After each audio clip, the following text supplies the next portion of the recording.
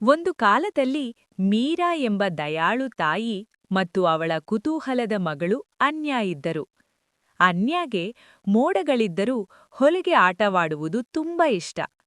ಒಂದು ಬೆಳಗ್ಗೆ ಅನ್ಯಾ ತೋಟದಲ್ಲಿ ಆಟವಾಡಲು ಬಯಸಿದಳು. ಆಕಾಶದಲ್ಲಿ ಕಪ್ಪು ಮೋಡಗಳು ತುಂಬಿದ್ದರಿಂದ ಮೀರಾ ಅವಳಿಗೆ ಚಿಕ್ಕ ನೀಲಿ ಛತ್ರಿ ಕೊಟ್ಟಳು.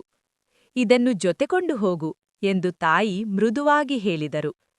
ಮಳೆ ಬರುತ್ತಿಲ್ಲವೇ ಎಂದು ಅನ್ಯಾ ನಗುತ್ತಾ ಛತ್ರಿಯನ್ನು ತೆಗೆದುಕೊಳ್ಳದೆ ಓಡಿಹೋದಳು. ಸ್ವಲ್ಪ ಸಮಯದ ನಂತರ ಅಚಾನಕ್ ಮಳೆ ಸುರಿಯತೊಡಗಿತು. ಅನ್ಯಾ ನೆನೆದು ನಡುಗುತ್ತಾ ಮನೆಗೆ ಓಡಿಬಂದಳು. ಮೀರಾ ಅವಳನ್ನು ಬೆಚ್ಚಗಿನ ಟವಲಿನಿಂದ ಹೊದಸಿದರು. ಮಳೆ ಬರುವ ಮೊದಲು ನೀನು ಛತ್ರಿ ಏಕೆ ಕೊಟ್ಟೆ ಎಂದು ಅನ್ಯಾ ಕೇಳಿದಳು. ಮೀರಾ ಹೇಳಿದರು, ಪ್ರೀತಿ ಎಂದರೆ ಸಮಸ್ಯೆ ಬರುವ ಮೊದಲು ನಿನ್ನನ್ನು ಕಾಪಾಡುವುದು. ಮುಂದಿನ ದಿನ ಆಟದ ಮೈದಾನದಲ್ಲಿ ಅನ್ಯಾ ತನ್ನ ಚಿಕ್ಕ ಸ್ನೇಹಿತೆ ಬಿಸಿಲಿನಿಂದ ಅತ್ತುಕೊಂಡಿರುವುದನ್ನು ಕಂಡಳು. ಅನ್ಯಾ ತನ್ನ ನೀರಿನ ಬಾಟಲಿಯನ್ನು ಅವಳೊಂದಿಗೆ ಹಂಚಿಕೊಂಡು ಅವಳ ಪಕ್ಕದಲ್ಲಿ ಕೂತಳು.